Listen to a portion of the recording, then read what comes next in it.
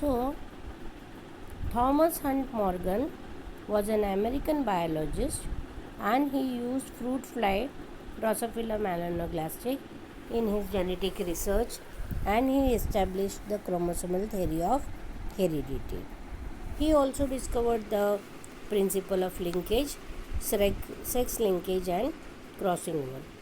Morgan's work played key role in the field of genetics, and he was awarded a Nobel Prize in 1933 in physiology and medicine. Thomas Morgan हा American biologist होता. त्याने Drosophila melanogaster ही fruit fly त्याच्या genetic रिसर्चसाठी वापरली आणि मग त्यांनी chromosomal theory of inheritance किंवा heredity सांगितली. त्यांनी principles of linkage, sex linkage and crossing over हे प्रिन्सिपल्स डिस्कवर केले. मॉर्गनचं जे काम होतं ते जेनेटिक्स फील्डमध्ये अगदी इम्पॉर्टंट आहे आणि त्यासाठी त्याला नोबेल प्राईज 1933मध्ये फिजिओलॉजी आणि मेडिसिनमध्ये दिलं गेलं. What are Morgan's experiments that we will see first. Okay, so Morgan's experiment showing linkage and crossing over. Morgan used the fruit fly Drosophila melanogaster for his experiments because Drosophila can be cultured easily in the lab.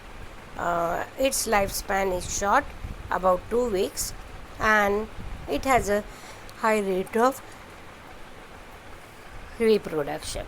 Okay, मॉर्गननी एक्सपेरिमेंटसाठी Drosophila melanogaster म्हणजे जी चिलटं आहेत fruit fly ती वापरली, कारण जी Drosophila आहे ती लॅबमध्ये इझिली कल्चर करू शकतो आपण.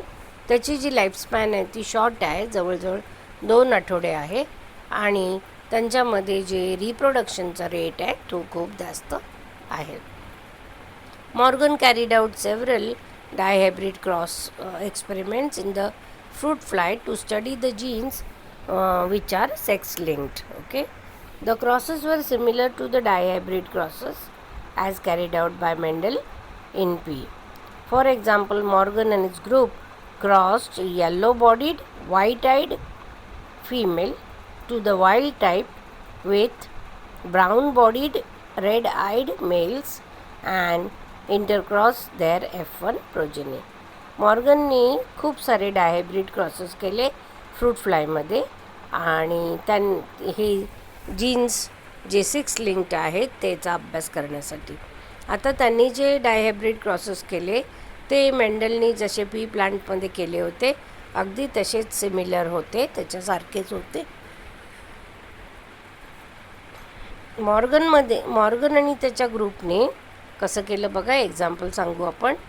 येल्लो बॉडीड म्हणजे बॉडी त्या फिमेलची येल्लो असलेली, डोळे व्हाईट असलेले यांचं क्रॉस केलं वाईल्ड टाईप बरोबर. आता वाईल्ड टाईप कशी होती, ब्राऊन बॉडीमधली आणि रेड आईड मेल्स होते, आणि मग जी त्यांना प्रोजेनी मिळाली तर F1 जनरेशनमधली त्यांना इंटरक्रॉस केलं. ओके, सो हा डायग्रॅमॅटिक रिप्रेझेंटेशन आहे क्रॉसिंग ओव्हर अँड सेक्स लिंकेजचं. सो पहिला क्रॉस काय केलं बघा त्यांनी, येल्लो व्हाईट आणि wild type. Okay, yellow white ही फिमेल होती आणि वाईल्ड टाईप हा मेल होता, यांच्याबरोबर क्रॉस केलं.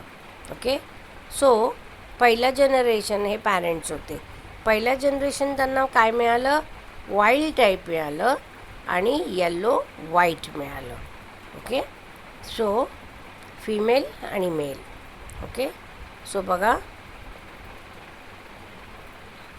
वाईल्ड टाईप बघा कसं इकडनं येल्लो व्हाईट होतं.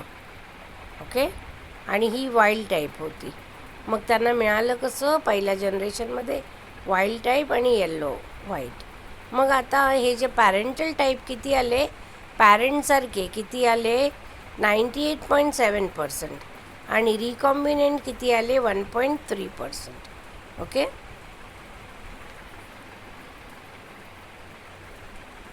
देन वाईल्ड टाईप आणि yellow white. And brown white आणि येल्लो रेड असे कॉम्बिनेशन्स त्यांना मिळाले F1 जनरेशनमध्ये.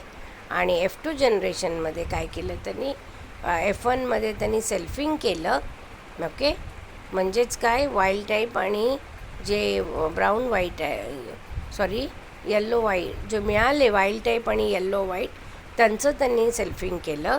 आणि मग त्यांना F2 जनरेशनमध्ये wild type, brown white, yellow white आणि येल्लो रेड असे मिळाले. ओके, सो क्रॉस 2 परत त्यांनी केलं.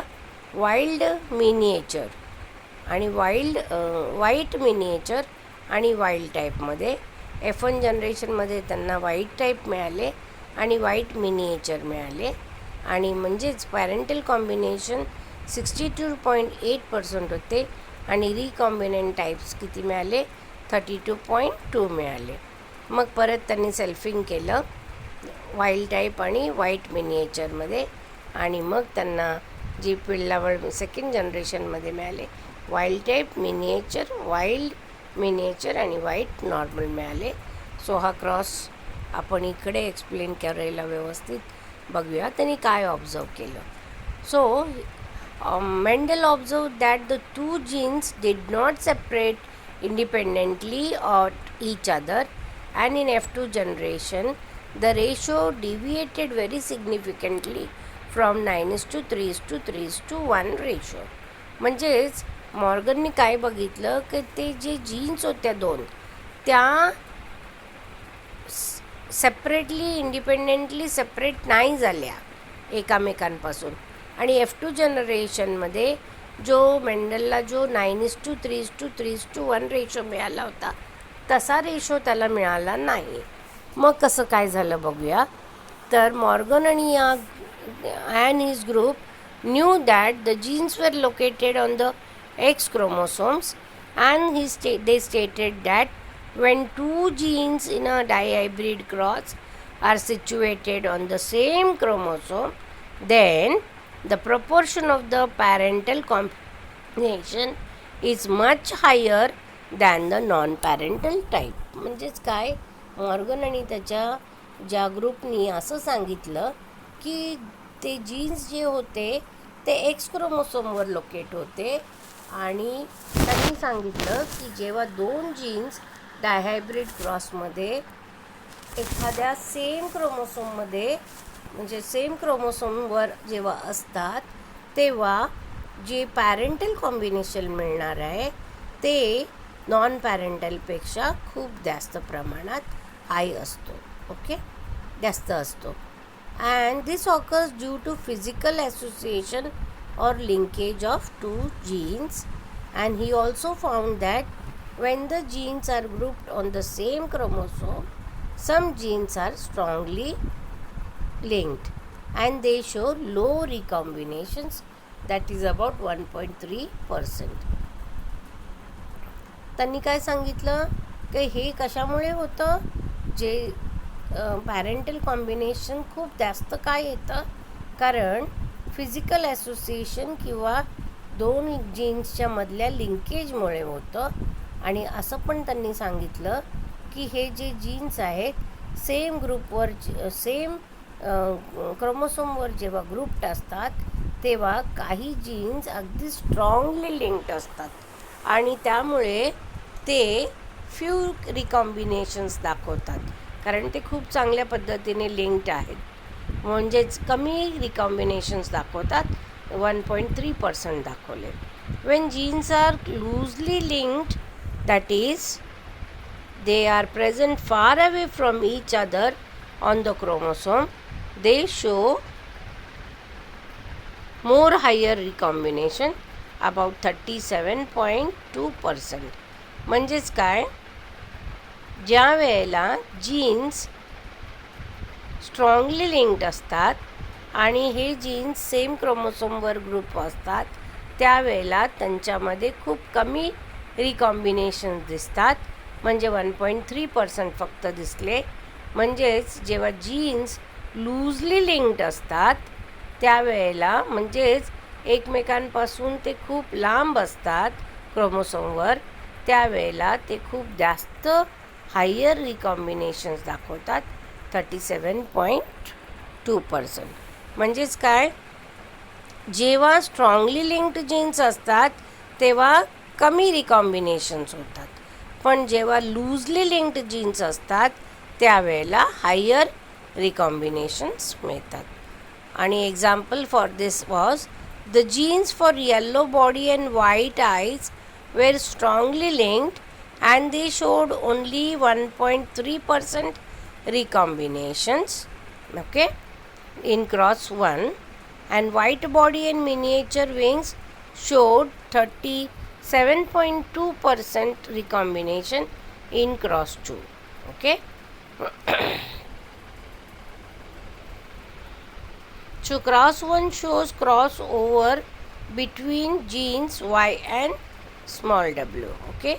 Cross 2 shows crossing over between genes white, that is small w, and miniature wing, that is M. Here the dominant wild type allele are represented by plus sign. म्हणजेच इथे जेव्हा example काय सांगितलं, yellow बॉडीची जी gene आणि white आयची gene जी आहे ते स्ट्रॉंगली लिंक्ड होते आणि त्यामुळे फक्त कमी रिकॉम्बिनेशन दिसलं. एक पहिल्या क्रॉसमध्ये किती दिसलं, 1.3% दिसलं, ओके. व्हाईट बॉडी आणि मिनिएचर विंग्समध्ये क्रॉस 2मध्ये जास्त प्रमाणात रिकॉम्बिनेशन दिसलं, 37.2%. क्रॉस 1मध्ये जे क्रॉसिंग ओव्हर झालं ते जीन्स वाय आणि डब्ल्यूमध्ये झालं. क्रॉस 2मध्ये जे क्रॉसिंग ओव्हर झालं ते व्हाईटसाठी जी जीन होती ती आणि मिनिएचर विंगसाठी जी जीन होती एम त्यासाठी झालं. आता इथे डॉमिनंट वाईल्ड टाईप अलील्स हे प्लस साईनने रिप्रेझेंट केले गेले, okay. So this was about the Morgan's.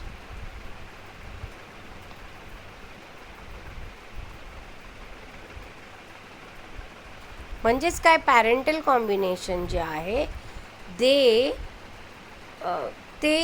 Linkage आणि नवीन कॉम्बिनेशन लिंकेजमुळे होतात आणि नवीन कॉम्बिनेशन जे आहेत न्यू कॉम्बिनेशन कमी असतात क्रॉसिंग ओव्हरमुळे. So parental combination occur more due to linkage and more new combination less due to recombinant DNA. Sorry, crossing